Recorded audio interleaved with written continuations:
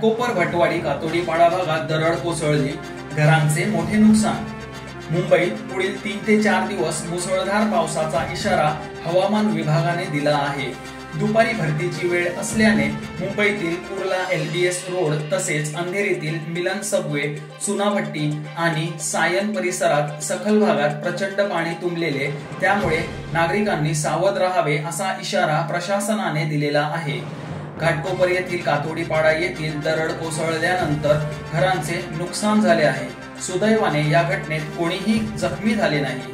घाटकोपर येथे डोंगराळ टेकड्यांचा परिसर असून येथे नेहमीच दरडी कोसळत असतात। आता घाटकोपर येथील भटवाडी कातोडीपाडा येथे दरड कोसळून अनेक घरांचे नुकसान झाले आहे। सोसाट्याच्या वाऱ्यासह हा पाऊस कोसळत आहे, त्यामुळे हवामान विभागाने सावधतेचा इशारा दिला आहे। रत्नागिरी, सिंधुदुर्ग आणि रायगड जिल्ह्याला हवामान खात्याने रेड अलर्ट जारी केलेला आहे। व्हिडिओ जर्नलिस्ट सीताराम कळंबेसह जय काकडे, मी 24 तास मुंबई।